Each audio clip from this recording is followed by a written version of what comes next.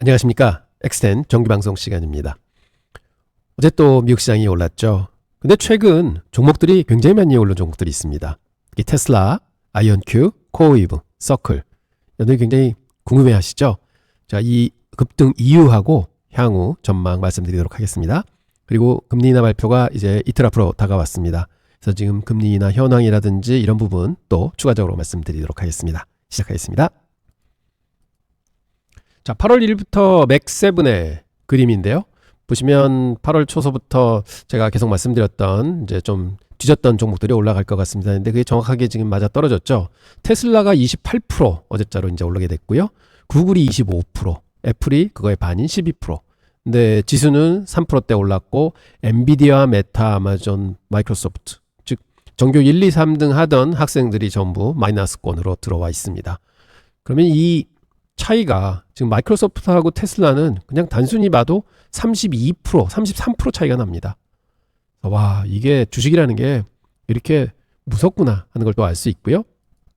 그다음에 5년 연초로 돌아가서 이제 수익률을 쭉 보게 되면 진짜 테슬라가 지겹게 안 올랐었습니다. 그래서 한 달 전만 해도 이게 이제 오를 때가 됐는데 이제 에너지를 모아갑니다 했는데 사실은 뭐 어마어마하게 지금 올라와가지고 있죠.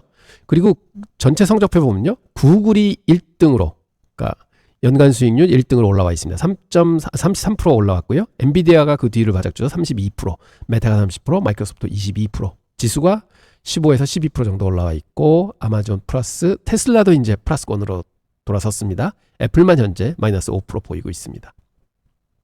자, 그러고 보면 야, 구글도 참 많이 올랐구나 이렇게 생각하실 수 있겠죠. 자, 제프트도 많이 올라왔습니다. 지금 어제자로 13% 이제 넘어섰고요. 말씀드린 대로 주식을 좀 팔았습니다. 그래서 지금 3,400만 원 정도 이제 캐시가 있고, 그래서 수익률은 13.36% 보이고 있고 지수보다 1.2% 앞서가고 있습니다. 참 다행입니다. 이제 계속해서 오늘도 주식을 팔고 내일까지 좀 팔 거다 말씀을 드리는데요. 이 포트 보면 요즘에 최근에 이제 수익률 많이 올라왔잖아요. 그 이유는 뭐냐 분석해 보면 테슬라, 애플, 구글 즉 반에 이렇게 있는데 우리 반에 제일 많이 실어온 놈들이 전교 1등, 2등, 3등을 해서 그렇습니다. 그러니까 역시 이런 게 자산 배분이다 하고 말씀을 드릴 수가 있는 게 그냥 전편일적으로 쭉 늘어놓으시는 것보다도 이게 앞으로 더 많이 오를 것 같다 하면 이쪽에서 좀 줄여서 일로 좀 포션을 더 태워주시고 그러다 보면 그게 맞을 때 수익률이 확 올라가는 거죠. 그래서 제가 테슬라는 어제도 좀 줄이고 있고 구글은 이미 다 줄였고요. 애플도 좀 올라오면 더 줄일 예정입니다. 그래서 일단은 이제 금리 인하 전까지는 좀 안정적으로 포트폴리오를 만들어 놓고 그다음에 금리 인하 지나서 흐르는 장 모습 보고 그다음에 다시 자산 배분 시도하려고 하고 있습니다. 자, 그리고 절대 수익 금액으로 수익률 기여도를 보면은요. 현재 테슬라가 3,725불, 10만 불 계좌 기준입니다. 3,725불 가장 많이 돈을 벌어줬고요. 그다음에 구글 2,400%, 아이언큐도 제가 다 매도를 했습니다만 지금 보면 1,400불 벌어줬고 그다음에 유나이티드 헬스 1,000불 벌어주고 있습니다.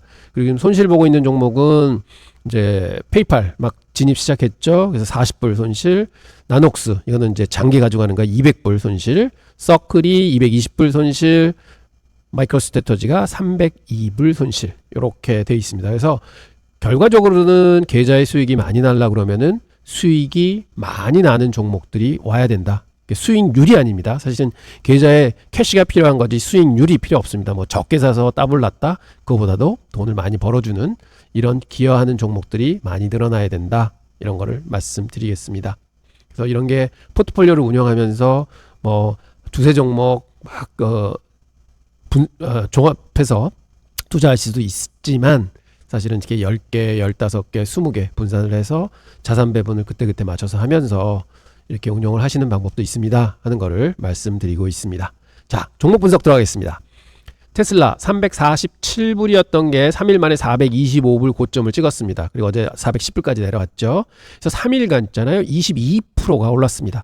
그래서 저희가 이때서부터 막 사기 시작하면서 이게 왜 안 오르나요? 안 오르나 했는데 그림은 좋습니다. 저점은 계속 높아지고 있고 고점도 높아지고 있어. 추세는 이제 탔습니다. 하는데 3일 만에 아주 기염을 토해줬습니다. 와, 이렇게 급하게 올라갈 리는 상상도 못했는데 역시 머스크의 힘이 컸습니다. 자, 한번 보시겠습니다. 테슬라의 1조 원짜리 신호라는 제목으로 이제 자료를 가져왔는데요. 한번 쭉 들어보시죠.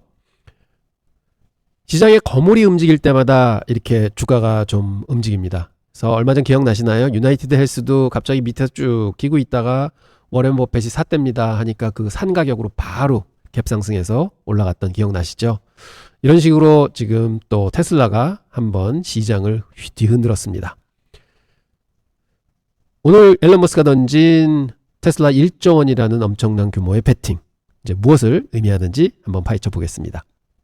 자, 우리나라로 환산하면 한 1조 3천억 정도 됩니다. 그러면 일단 어떻게 했는지 한번 보죠. 즉 257만 주를 매수를 했다고 하는데요. 이게 공개시장, 즉 시장에서 그냥 샀다고 합니다.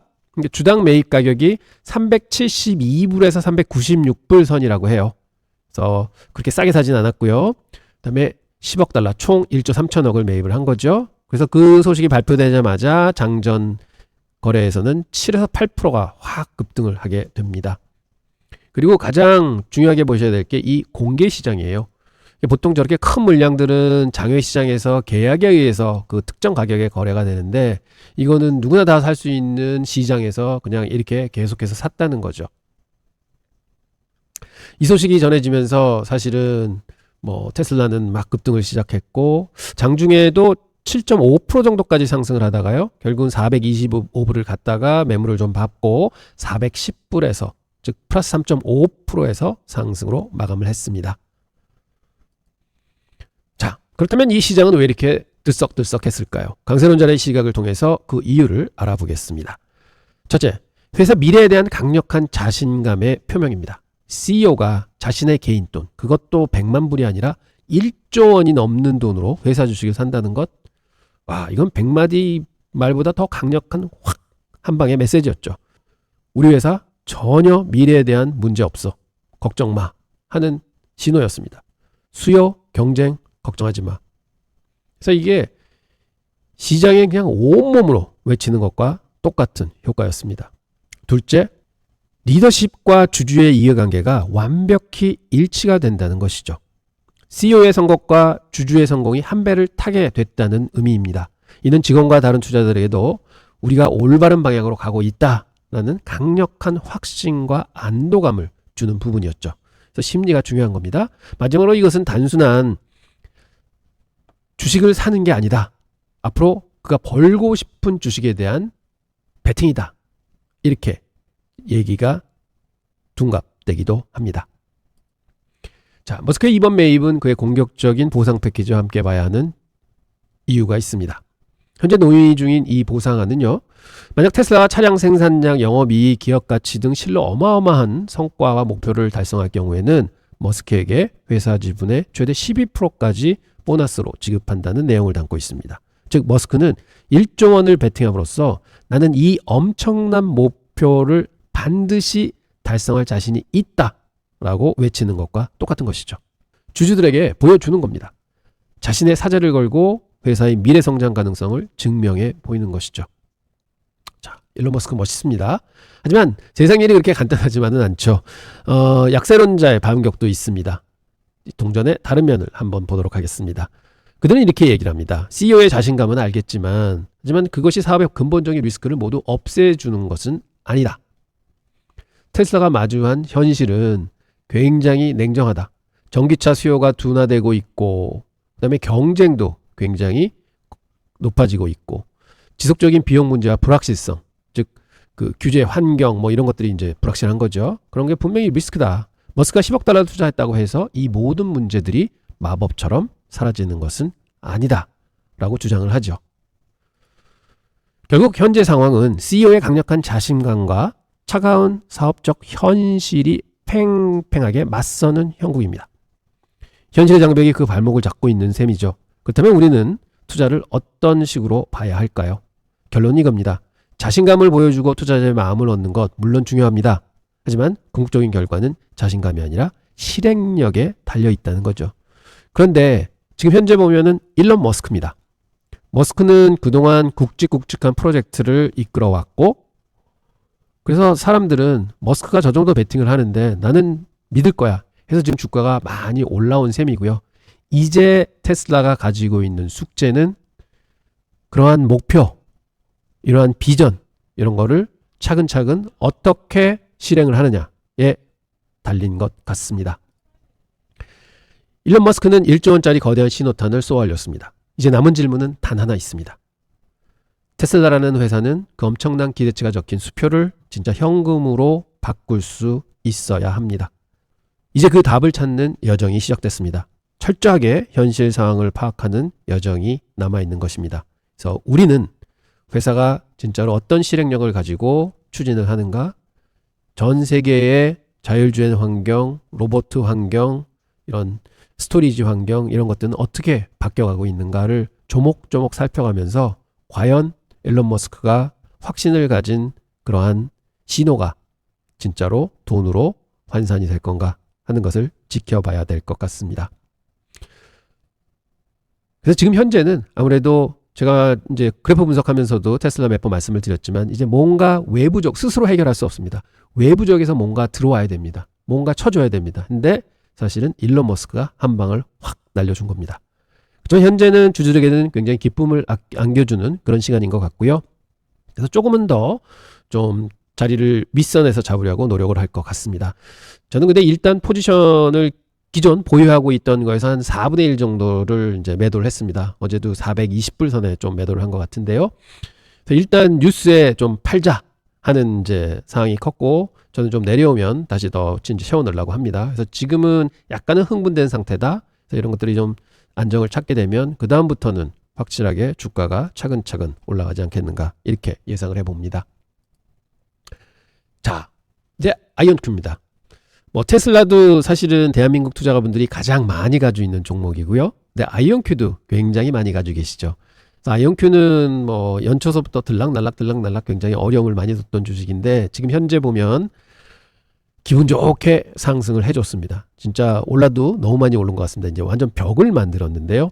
아이온큐 보면 저희가 저도 이제 아이온큐 굉장히 좋아합니다. 믿고 있는 주식인데 처음 6월 달에 저희가 시작하면서 포트에 잠깐 담았다가 저희가 7월, 6월 말에 전부 다 포트를 이제 현금화 했었습니다. 그때 수익 보고 팔았고요. 여기 이제 표시가 있죠. 그러다가 이제 8월 달 들어와서 8월 중순서부터 제가 이제 보고 있는 이제 지표 있지 않습니까? 거기에 이때는 좀 바로 이제 튀어서 살 타임을 놓쳤고 여기서 이제 완전히 이제 뚫고 내려왔습니다. 그래서 여기서 매집하고 여기서 매집하고 그다음에 여기를 뚫고 강하게 올라가서 여기가 이제 저한테는 박스권이었거든요. 거기를 이제 돌파하는 모습이 나와서 여기서 이제 추가로 매서 이제 포트를 이제 한 3% 정도로 채워 넣었고요. 그러다가 여기서 이제 튀기 시작했죠. 그래서 이게 팔고 사는 게 보이잖아요. 이게 뭐냐면 제가 이제 주문 실수를 했습니다. 이때 뭘 했냐면 여기 뚫으면은 산다. 그래서 바이 스탑 주문을 넣어야 되는데 이게 세팅을 바이 스탑 주문을 내면 또 이것저것 세팅할 게 많습니다. 그래서 세팅을 하다가 뭐가 잘못됐는지 이게 매도가 나가 버렸어요. 그래가지고 제가 그거 발견하고는 바로 다시 재매수를 했죠. 이렇게 되면 좀 기분이 좀 상하는 게 평가 수익이 한 40% 정도 나고 있다가 그거를 팔고 사게 되면은요 평가가 제로가 되고 이제 실현이 40%가 이제 나게 되는 거죠. 그래서 계좌에는 계속해서 이제 큰 수익이 없어지고 조그만 수익으로 남게 됩니다. 그래서 저는 보통 그렇게 되면 아유 이거는 신에 계신가 보다, 그냥 팔아야 되나 보다 해서 제가 그 다음날 이제 아이온큐는 전부 매각을 했습니다. 그래서 현재 포트에는 없고요. 근데 이제 거기서 더 올라온 셈이죠. 저는 이제 요거를 오늘 한번 분석을 해드리고 저는 이게 아이온큐에 다시 담을 겁니다. 자, 이러한 실수가 있어서. 근데 여러분들도 이제 향후 스윙 트레이딩이나 이런 걸 하시게 되면 주문을 여러 종목에 이제 막 넣으셔야 돼요. 그래서 제가 주문 시스템이 가장 중요합니다 하고 말씀드리는 게 한국 HTS는 이런 걸 소화할 수가 없습니다. 그래서 저번에도 말씀드렸지만 해외 이제 플랫폼이 들어옵니다. 그러면 그거 쓰시면은 여러 가지 주문이 이제 다양하게 나갈 수 있어서 굉장히 편한 스윙 트레이딩이 될 수 있습니다 하고 말씀을 드렸는데요. 뭐 이제 내년 초에 들어온다니까 그때까지는 조금 기다려 주시고요. 저도 이렇게 실수를 하듯이 한 5개, 6개 저런 이제 복합 주문을 섞다 보면 실수들이 나옵니다. 그래서 저런 실수가 나올 때는 바로 미리 좀 예상을 하고 계시다가 그 대처를 하셔야 돼요. 보통 이렇게 매도가 나가면 이제 아유 뭐 이제 끝인가 보다 안 사게 되거든요. 근데 저는 바로 샀습니다. 왜? 이 주식이 너무 아까워서. 그래서 당연히 이제 이 위에서 좀 팔고 나온 건데, 네, 결론적으로는 이런 실수들은 나온다. 네, 이런 실수들이 나왔을 때 내가 어떻게 해야 되겠다 하는 것까지 자꾸 훈련으로 이렇게 좀 습득해 놓으시면은 큰 뭐 비용 없이 뭐 실수를 하셨어도 그게 금방 만회될 수 있다. 이런 말씀 드립니다. 자, 아이언큐 설명드리겠습니다. 양자 컴퓨팅 분야의 선두주자죠. 최근 시장을 깜짝 놀라게 할 만한 소식이 발표가 됐습니다. 바로 이 소식 하나 때문에 주가가 어마어마하게 올랐습니다. 이것이 과연 아이언큐의 미래를 바꿀 거대한 양자 도약의 신호탄인지 아닌지 한번 확인해 보도록 하겠습니다. 모든 이야기 시작은 바로 이 빅 뉴스서부터 시작이 됩니다. 아이언큐가 2025년 9월 12일 날 영국의 유명한 양자 기술 기업이죠. 옥스퍼드 아이오닉스 인수에 대해서 영국 정부로부터 승인을 받게 됩니다. 이로써 인수를 가로막고 있던 마지막 걸림돌이 사라진 셈입니다. 아이언큐는 모든 거래 조건이 충족되었으며 가까운 시일 내에 인수를 마무리할 것이라고 밝혔습니다. 이는 단순한 기업 인수를 넘어서요. 아이언큐의 기술, 미래 전체를 뒤바꿀 수 있는 중대한 전환점인 것입니다. 하지만 세상에 공짜는 없겠죠. 영국 정부는 승인의 대가로 몇 가지 조건을 내다 걸었습니다. 하드웨어 엔지니어링은 영국의 유지, 그리고 제조 시설도 영국의 유지, 핵심 인재 또한 영국의 유지, 이러한 조건들을 걸었죠. 그러니까 영국의 핵심 기술 자산을 보호하려는 조건이었습니다. 동시에 아이언큐 입장에서는 양날의 검과 같습니다. 기술 유출의 위험을 막았지만 향후 글로벌 운영에 있어서 물리적, 운영적 복잡성이란 과제를 안게 된 거죠. 그렇다면 아이언큐는 이런 조건까지 감수하면서 옥스퍼드 아이오닉스를 인수하려던 이유가 뭘까요? 이 인수가 가져올 퀀텀 업그레이드, 즉 기술적 의미를 살펴보겠습니다. 목표는 명확히 세 가지입니다. 첫째는 하드웨어 로드맵을 강화하는 겁니다. 옥스퍼드 아이오닉스의 독보적인 이온 트랩 기술을 통해서 기술 개발 속도를 훨씬 높일 수 있다는 것이죠. 이 기술의 핵심은 반도체 칩 제조 공정을 활용해서 양자 컴퓨터를 더 효율적이고 크게 만들 수 있다는 강점이 있습니다. 두 번째는 오류율 개선입니다. 항상 보면 양자 컴퓨팅 보면 오류 얘기 많이 나오지 않습니까? 양자 컴퓨팅의 가장 큰 숙제인 오류 획기적으로 줄일 수 있는 컴퓨터의 신뢰도를 높일 수 있다는 것입니다. 셋째는 네트워킹 기술 확장입니다. 엔비디아에서도 들으시잖아요. 이런 칩들을 다 연결해서 네트워크하게 해서 더 큰 거대의 슈퍼컴퓨터를 만든다 하는 얘기가 나오시듯이 양자 컴퓨팅도 똑같습니다. 양자 컴퓨터 여러 개를 연결해서 성능을 극대화하는 하죠. 그러면 그게 경쟁력이 확보가 되는 것입니다. 결국 이 모든 것의 최종 목표는 딱 하나입니다.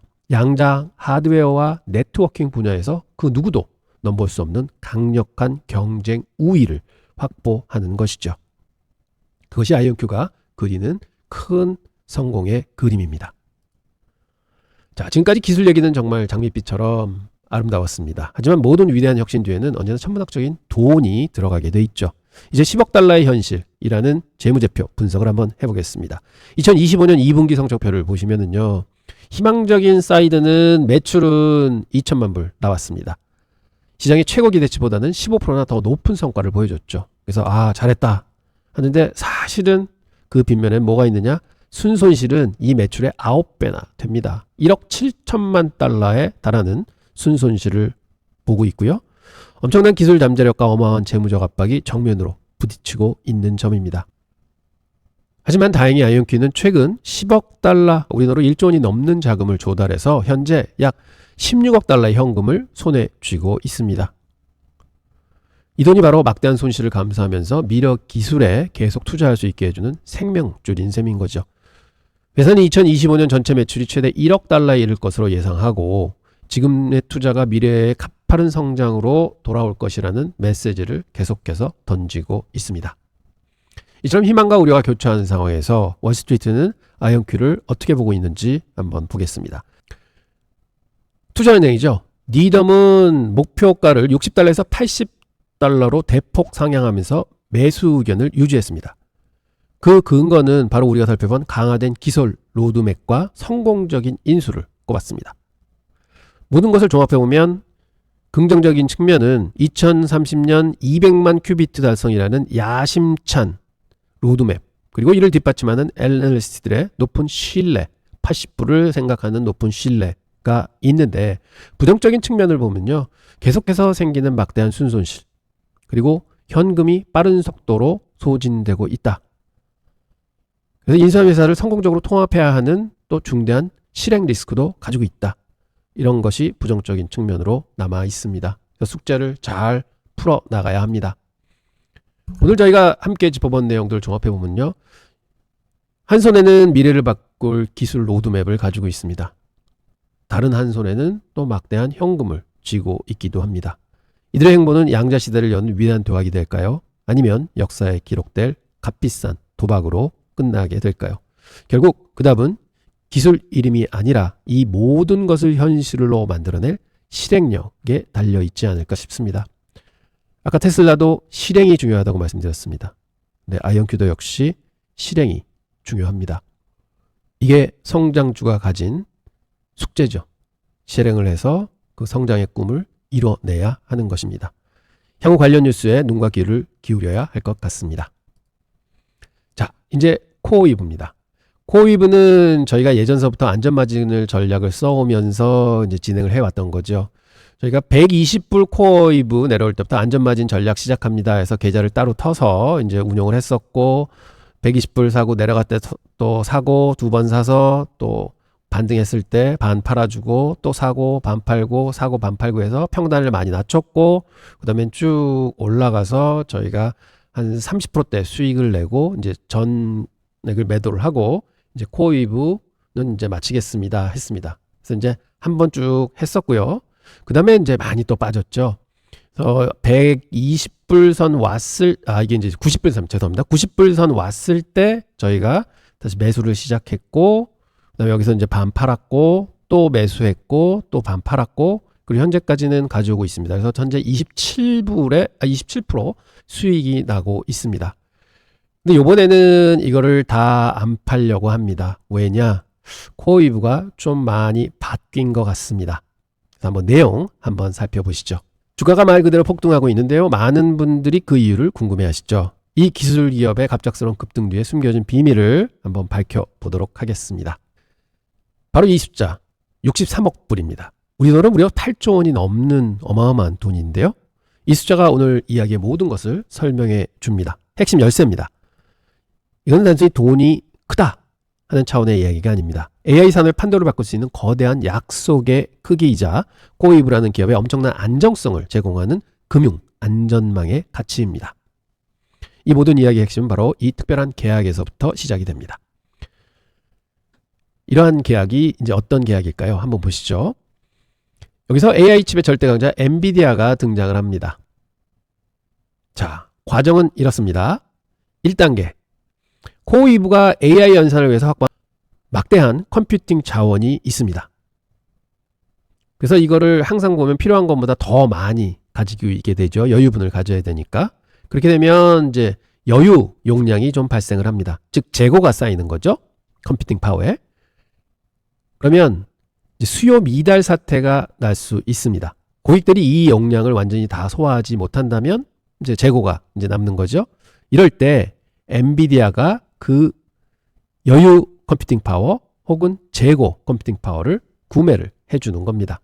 즉 그거를 재고를 내가 인수를 해줄게 해서 재고가 안 생기면 안 사줘도 되지만 재고가 생겼을 때는 엔비디아가 그거를 사주는 거죠. 이거를 백스톱 바이어라고 합니다. 즉 뒤에 이제 물러서지 못하겠다 이렇게 브레이크를 걸어 놓는 거죠. 말 그대로 뒤를 받쳐주는 구매자인 셈입니다. 물건이 안 팔리고 나오면 우리가 다 사줄게 하는 약속인 거죠. 그래서 이게 재무적 위험을 획기적으로 줄여주는 아주 든든한 파트너입니다. 물건 안만 만들어도 재고 문제가 없습니다. 엔비디아가 사주니까. 이게 근데 무려 2032년 4월까지 거의 앞으로 8년 동안 엔비디아가 코어이브에 남는 컴퓨팅 파워를 사주기로 장기 계약을 한 것입니다. 이 계약 덕분에 코어이브가 얻게 될 이점은 명확하고 강력합니다. 첫째는 고가의 유효 하드웨어 리스크가 사실상 사라진 겁니다. 좀 공격적으로 하드웨어를 확장을 해도 다 못 팔릴 걱정을 할 필요가 없는 거죠. 그리고 둘째는 투자를 위한 수익성이 가시적으로 확실하다는 겁니다. 앞으로 몇 년간 안정적인 수익이 보장된다는 믿음을 주게 됩니다. 셋째는 투자자 신뢰도가 대폭 상승을 합니다. 수요가 널뛰할 걱정이 없는 거죠. 당연히 예상했던 대로 돈을 벌 수 있다는 게 확인이 되는 거죠. 그리고 넷째는 다른 경쟁자들은 감히 따라올 수 없는 강력한 경쟁 우위를 손에 쥐게 되는 겁니다. 실제로 전문가들은 이 계약은 불확실성을 줄이고 용량 리스크에 대한 안전망을 제공한다고 합니다. 주식에서 가장 싫은 용어가 뭡니까? 불확실성입니다. 근데 그게 줄어든다는 거죠. 그러니까 주가는 올라가는 겁니다. 하지만 동전에는 양면이 있듯이 모든 것이 좋을 수만은 없습니다. 이제 좀 더 균형 잡힌 시각으로 이 계약이 가지고 있는 잠재적 리스크를 좀 살펴보겠습니다. 마진 압박 가능성입니다. 이게 무슨 얘기냐? 일단 우리가 이제 그 회사를 포캐스트를 할 때 매출이 얼마나 일어날 거다 하면은 이게 일반 고객한테 팔리는 그 매출 금액하고 엔비디아가 재고를 사주는 거는 재고이기 때문에 좀 싸겠죠. 그래서 만약 고객한테 팔릴 걸 100을 생각을 했는데 이게 80밖에 안 팔립니다. 그러면 엔비디아 20 할 때는 사실은 이게 마진이 많이 줄어들게 됩니다. 그래서 사실은 마진 압박 가능성은 남아있다. 그래서 재고가 남게 되면 그 재고기 온 가격에 팔린다면은 마진 압박은 없는 거죠. 그런데 싸게 팔리기, 엔비디아 이제 싸게 넘어가니까 재고 덜이 하잖아요. 그런 식으로 넘어가니까 수익성은 줄어들 수 있다. 이런 가능성이 있고요. 제한적인 영향력이 될 수 있다는 거죠. 예를 들어서 고객 수요가 막 급증을 합니다. 재고가 하나도 안 남습니다. 그러면 지금 이 계약은 뭐 아무 소용이 없는 거죠. 그러니까 단지 이거는 보험 역할밖에 못한다. 그러니까 지금 주가가 이걸 보고 그렇게 올라가는 거는 사실은 어떻게 보면은 이 보험을 너무 과대평가한 거다. 뭐 지금 코어 이브 너무 잘 된다고 하는데 너무 잘 되는 계속되면은 이거는 별로 그렇게 경제적인 가치를 주는 그 계약은 못 된다. 또 이렇게 볼 수 있는 거죠. 그 다음에 이제 근본적인 운영 과제가 해결되는 건 아닙니다. 즉 재고를 다 팔 수 있다는 그런 안전판은 있지만 그래도 전기세, 부품 수급, 즉 현실적인 리스크는 여전히 남아있죠. 이 계약이 있던 없던 간에 이 계약은 모든 것을 다 해결해주는 열쇠는 아니다. 이렇게 생각할 수 있는 것입니다. 지금까지 코어위브라는 한 회사에만 집중을 했습니다. 이제 판을 더 넓혀서 더 큰 그림을 보겠습니다. 이 계약은요, AI 산업 전체에 아주 중요한 질문을 던지고 있습니다. 기존 모델에서는 클라우드 공급자가 비싼 장비를 장사가 안 되면 그냥 놀게 놔둘 위험이 100%그 기업한테 있었습니다. 하지만 코어위브의 이 새로운 모델은요, 전략적 파트너와 재무적 위험을 나눠 가지는 거죠. 그래서 막대한 투자 부담을 혁신적으로 줄여준다는 굉장한 의미가 있습니다. 즉 이 파트너십 모델은 하늘 높은 줄 모르고 치솟는 AI 컴퓨팅 수요와 그에 필요한 천문학적인 투자 비용을 감당하기 위한 AI 시대의 새로운 해법을 제시하는 셈일 수도 있습니다. 향후 이런 유형의 계약들이 많이 나오지 않을까 싶습니다.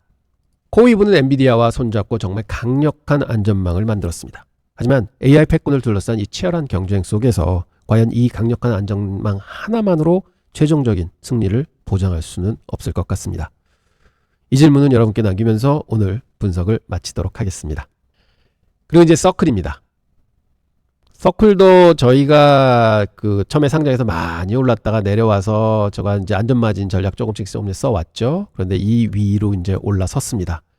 그러면 과연 여기서 이거를 지속적으로 가져가야 되느냐, 아니면 뭐 손해는 안 본 것 같은데 여기서 털고 좀 이제 다시는 안 봐야 되느냐 하는 고민이 많이 생기는데요. 한번 이 분석 들어보시고 거기에 대한 현명한 판단 해보시기 바랍니다. 지금 현재는 3일 동안 한 19% 정도가 올라왔습니다. 서클의 급등을 완전 분석을 한번 해보겠습니다. 핵심적인 세 가지 요인이 있습니다. 서클 파이어블록스 전략적 협력 발표라는 게 이제 주제죠. 그래서 이걸로 인해서 금융기관들의 USDC, 즉 스테이블 코인이죠, 도입이 가속화될 거다, 이런 예상이 들고 있습니다. 파이어블록스는 기관 투자용 크립토 인프라의 1위 업체입니다. 이번 파트너십은 USDC의 기관 채택 가속화를 의미를 하고 있습니다. 특히 서클 아크 블록체인과 연동된다는 점이 핵심입니다.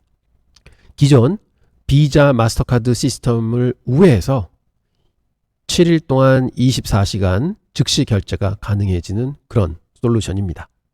페드 금리 인하 기대감 확산도 리스크 온 심리를 복귀해서 크립토 자산이 전반적으로 상승 무드를 타고 있습니다. 그러면 스테이블 코인도 마찬가지이고요. 금리 인하 사이클에서는 핀테크 기업들이 가장 먼저 반등을 하는 경우들이 많습니다. 그래서 서클은 크립토와 전통금융의 교차점에 있어서 양쪽 수혜를 다 받을 수 있다. 뭐 이렇게 평가하고 있습니다. USDC의 총액이 지금 72억 불에서 72.4억 불로 이제 조금 더 커지고 있고요.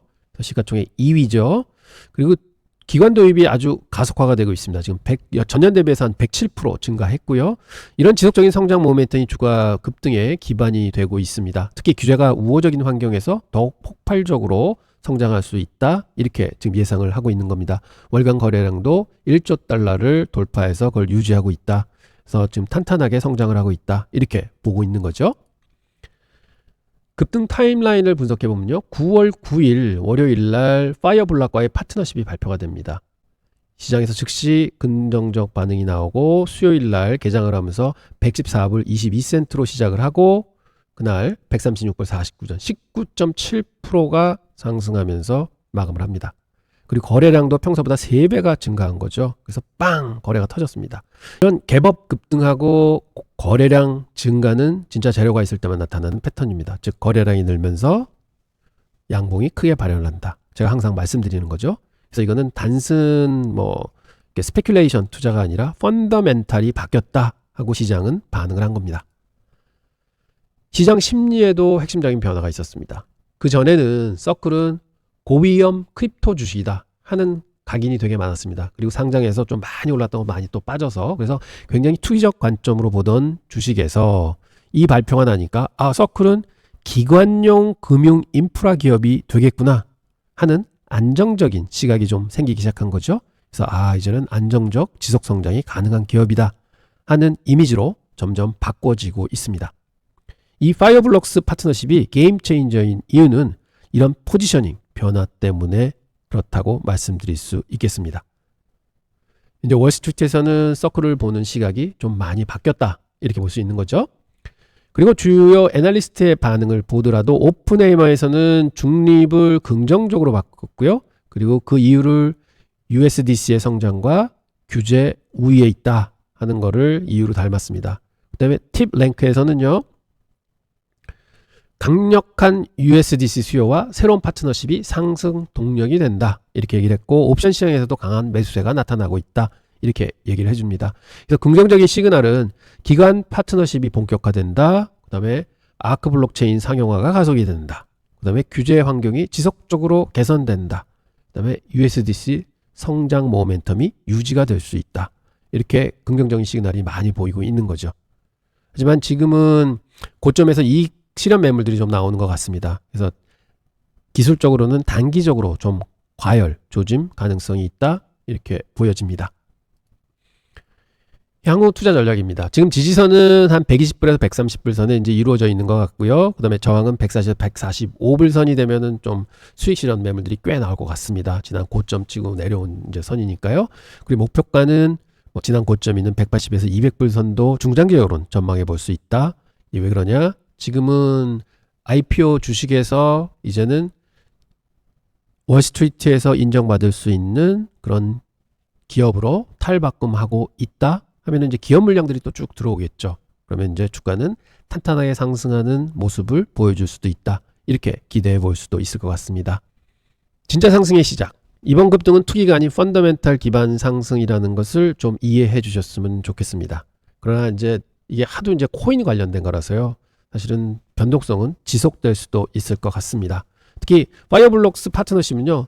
서클의 B2B 사업 모델이 본격화되는 신호이기도 합니다. 앞으로 더 많은 기관들이 USDC를 도입하게 될 것이고 다만 단기적으로는 차익 실현 압력이 당연히 있을 수밖에 없습니다. 매수를 하시더라도 지금 가격보다는 분할 매수를 쌀 때 좀 사시는 그런 가격 전략을 쓰셔야 될 것 같고요. 장기적으로는 여전히 강력한 상승 동력이 있는 것 같습니다. 그래서 제가 아까도 이제 안전마진 전략 쓰다가 요 정도는 그냥 쥐고 갈 겁니다. 그건 이제 계속 지켜보려고 하고 있습니다. 이번 급등은 정말 의미 있는 상승이라고 볼 수 있겠습니다. 기관 파트너십 이게 확실한 재료라는 것이죠. 되는 것이죠. 자, 서클도 말씀드렸습니다. 그래서 종목 쭉 여러 개 짚어드렸는데요. 뭐 이렇게 들으시면 뭐 이미 다 알고 계신 내용일 수도 있지만 사실은 이렇게 종목을 여러 개 보시다 보면은 이런 뉴스들을 하나 둘씩 놓치실 수 있으세요. 그래서 이런 기회를 통해서 이런 내용이 있었구나. 이건 좀 내가 좀 이런 건 어떻게 이 회사가 풀까 했는데 지금 이 숙제를 풀고 있네. 그럼 나도 좀 관심을 가져봐야 되겠다 하고 생각을 좀 해주시기 바랍니다. 이게 꼭 매수를 추천드리는 게 아니라 뭐 이런 좋은 종목들이 여기저기 있으니까. 근데 항상 말씀드리잖아요. 좋은 종목은 싸게 사야 좋은 종목이지 뭐 암만 좋은 종목도 비싸게 사게 되면 그거는 주식 투자에는 아무 쓸모없는 종목이 됩니다. 이제 그런 뜻에서 계속해서 이런 식으로 시장에 좀 급등 종목이나 급락 종목이나 이런 게 있을 때마다 제가 종목 이제 설명드리고 뭐 어쩔 땐 과감하게 추천도 드리겠습니다. 예를 들면 유나이티드 헬스 같은 것도 200불 밑으로 내려왔을 때 이거는 진짜 너무 쌉니다. 이때 이제 사주셔도 됩니다 하고 말씀드렸듯이 그다음에 제가 몇몇 종목 그렇게 말씀드린 것도 있잖아요.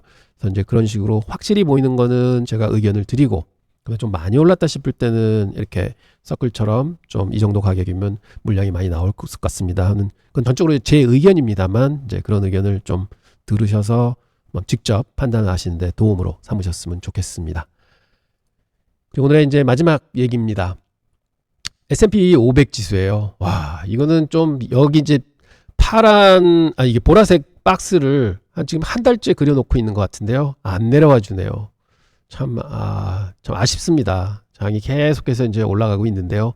지금도 사실 8월 초에 상승, 9월 초 좀 빠졌다가 상승, 이거를 지속하고 있는데 이게 다 계속 말씀드리지만 금리 인하 기대감 때문이죠. 그래서 과연 그 금리 인하가 지금 어떤 현상으로 다가왔고 앞으로 좀 어떻게 구현이 될까 하는 거 잠깐 말씀드리고 마치도록 하겠습니다. 지금 전 세계 금융시장이 숨을 죽이고 단 한 곳, 미국 연방준비제도, 즉 연준의 입만 바라보고 있습니다. 금리를 내리자니 잡혔던 물가가 다시 치솟을 것 같고 가만히 있자니 당장 고용시장이 무너져 경기가 침체가 올 것 같고 지금 사실은 최악의 상황이죠. 말 그대로 아슬아슬한 외줄타기로 하고 있는 연준. 과연 인플레이션과 경기 침체라는 두 마리 토끼 앞에서 어떤 선택을 내리게 될까요? 한번 딜레마부터 보도록 하겠습니다. 이 모든 문제의 시작점은 연준이 가진 아주 특별한 임무 때문에 그렇습니다. 바로 이중 책무죠. 듀얼 맨데이트입니다. 그 미 의회가 연준한테 부여한 두 가지 목표가 있습니다. 첫 번째는 최대 고용 그리고 물가 안정, 이걸 동시에 달성하라는 숙제를 줬죠. 근데 지금 이 두 목표가 정면으로 충돌하고 있습니다. 지난주 신규 실업 청구 건수가 26만 3천 건으로 4년 만에 최고치를 기록을 했습니다. 고용시장이 안 좋다는 얘기죠. 그리고 또 물가에도 좀 빨간불이 켜지는 곳 있습니다. 8월 소비자 물가가 다시 0.4%로 상승하면서 크게 오르고 있죠. 앞쪽에서는 고용이 위험하다. 다른 쪽에서는 물가가 아직 잡히지 않았다. 이런 상황에서 연준이 이거 어떻게 해야 되지? 하는 딜레마에 빠져 있는 것입니다. 그럼 먼저 금리를 내려야 한다는 주장의 근거를 살펴보겠습니다. 바로 시가화된 경제이죠. 특히 둔화된 노동시장 때문에 경제가 안 좋을 거다, 리세션이 올 거다 하는 얘기들이 많이 나오고 있는 것입니다. 방금 말씀드렸던 그 실업수당 청구 건수가 26만 3천 건, 20년 전주보다 늘어났고요. 거의 4년 만에 가장 높은 수준이라고 말씀을 드렸습니다. 이는 미국 경제의 엔진인 고용시장이 빠르게 식고 있다는 명백한 증거입니다. 그래서 경기 침체를 막기 위해서 연준이 서둘러 금리를 내려야 한다는 주장에 힘을 싣고 있는 것이죠. 시장은 이미 25bp 인하는 기정사실로 받아들이고 있습니다. 일각에서는 50bp 대폭 인하 가능성도 약간은 기대하고 있습니다. 하지만 연준의 줄타기는 여기서 끝나지 않습니다. 반대편에는 여전히 해결되지 않은 숙제, 끈질긴 인플레이션이 버티고 있기 때문입니다. 8월 소비자 물가가 7월 0.2%에서 0.4%로 2배 상승하면서 상승세가 다시 가팔라지고 있습니다. 섣불리 금리를 내렸다가 겨우 잡혀가던 물가가 다시 한번 불씨를 일으켜서 인플레이션이 커지는 건 아닌가. 다시 경제 전체를 더 큰 혼란에 빠뜨릴 위험이 여전히 존재하기 때문입니다. 이런 불확실성 속에서 금융시장은 이미 뜨겁게 반응하고 있습니다. 투자자들은 연준이 결국 금리를 내릴 것이라는 기대감에 베팅을 하고 있습니다. 주가는 사상 최고치를 치고 있고 국제 수익률은 수개월 만에 최저치로 다시 떨어지고 있습니다. 금리 인하 기대감으로 달러화 가치가 하락을 지속하고 있습니다. 시장은 이미 2026년까지 금리 인하가 계속될 것이라는 기대를 가격에 모두 반영하고 있는 상황입니다. 여기에 트럼프 대통령의 상당한 금리 인하 요구도 같은 정치적 압력으로 작용하고 있습니다.